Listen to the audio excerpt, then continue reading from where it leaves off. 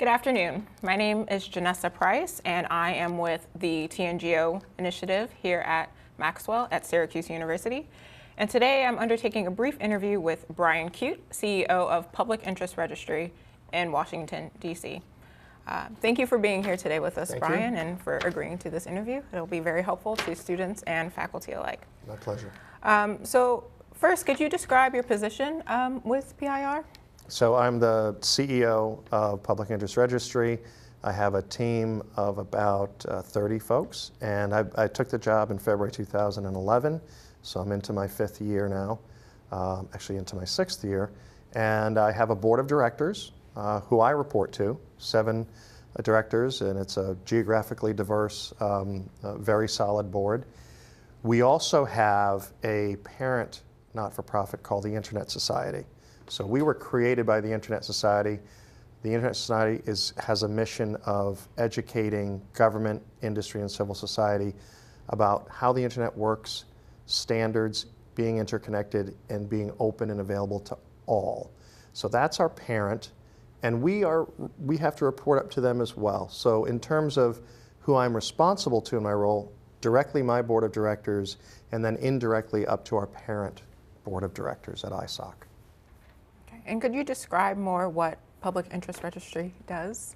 Yes, we are the registry services provider for the .org address on the internet.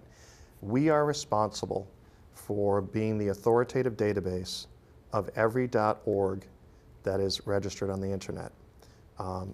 Think of us as the directory authority or directory cop. So all these billions of queries on a daily basis come for .org addresses, whatever they may be. They come to our servers. We maintain the authoritative database of every .org and all of the IP addresses that are associated with each .org and its website. So we're the way that you find redcross.org on the internet. We don't necessarily host the website, but we're the directory. So all those queries come to us. We have a big technical back end. That's what we do from a service provision perspective. In the marketplace, we're the wholesaler. So for every .org that is sold, we establish a wholesale price of roughly $9. And if a not-for-profit or non-commercial organization or an individual wants to buy a .org, they would go to a retailer like GoDaddy, like Network Solutions, and buy it from them directly. So that's what we do, and that's our role in the marketplace. Interesting. Now, I'm sure there's not a typical day, but could you describe a typical day in your role? Yeah, sure. The thing that I'm really responsible for, if you were to boil down my job, is 2 things. It's relationships and communication. Relationships both internal and relationships on the external side of Public Interest Registry. I tend to put real importance on the internal relationships.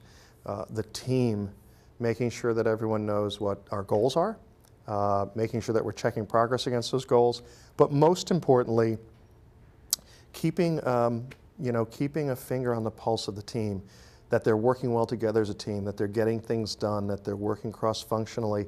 My typical day is spent checking on that. You know, the team is working well together, that we're delivering, we're executing. And there's consistent communication that comes along with that as well. You have to consistently communicate to your team, sometimes the same message multiple times to make sure that people are really embracing it and moving forward against the plan of action and the goals. Externally, it can vary. I'm responsible for relationships, so whether it's meeting with an NGO association to talk about our new .ngo project, whether it's having a phone call with a foundation about their grant program or their funding activities and how we might collaborate. It could be a phone call with the chairman of the board. We have 4 board meetings a year, and we report to ISOC, so there's quite a bit of communication with my board of directors. Sometimes it's in ICANN, so the Internet Cooperation for Signed Names and Numbers, who's our industry technical coordinating body. That's where the policy for domain names is made. Sometimes it's communicating with members of that community about what are the best policies for the internet addressing system. So really it boils down to relationships, internal and external, and communication, internal and external. And it's true, like you said, there's no common day. Every day is a little bit different. So in your opinion, for students who are interested in pursuing this type of work or work with the NGO sector, what type of skills should they be trying to develop while they're here at Maxwell? Well, analytical skills, obviously, just fundamentally being able to understand data, do some analysis, understand the dynamics of NGOs in the market as they deliver services, and importantly, how they collaborate as a community. I think that dynamic needs to be understood as well if you're going to be effective in this space. Communication, effective communication is really critical. I think what I'm trying to think about now is when I interview people, what am I looking for? Passion's important, right? I mean, most folks who care about this space come from a point of passion, of doing good, improving society, improving the world. That should be a natural. But beyond that, you're looking for, can someone solve problems? Can they do it with other people? Really important. Right. How do they engage with other people? That's really important. Communication skill, I think those are really important fundamentals. And finally, what advice would you give to students?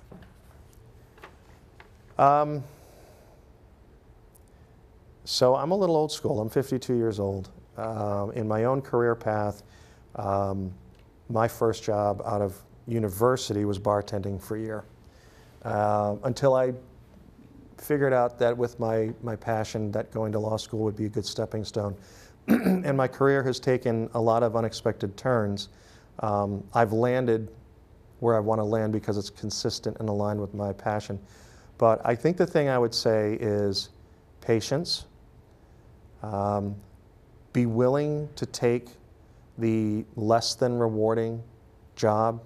You'd be surprised of what you can gain and learn and then offer and translate from what you think is a less than rewarding job. So much of it is about your attitude. There really is a bottom rung of the ladder, and really bright and really motivated folks, and I felt I was one of those too, sometimes struggle at their stage of their career. I suggest very strongly, whatever the first opportunity is, if it's less than you hoped for, embrace it with passion, become the best at it. Learn as much as you can from it, because that's what translates as you move forward in your career. And the other thing I'd say is that there's a lot of open opportunities nowadays. I mean, the internet itself has created amazing opportunities that didn't exist before. But the whole relationship between employer and employee has fundamentally changed, right? You don't work in the same place for 40 years and then get the gold watch and retire anymore. You just don't. It's really transactional, so you have to look out for yourself, but it also creates the opportunity to go up the ladder in different ways, maybe in non-linear ways. Get that job that's not so great and become the best at it and take that skill set and then get the next job and get the next higher level and new experience of skill sets and just keep moving on. And always be thinking about what's the next thing. In a constructive way, not because I want to get out of this job, but where do I want to be next, and how is this helping me to get there? I think those, to me, would be important things for any student coming out of school into the work world for the first time. I hope that would be helpful. Well, that's actually great advice, and I think I'll take some of that myself. Thank you very much, Brian, for talking with us. My pleasure. It's been great. Sure. Thank you very much.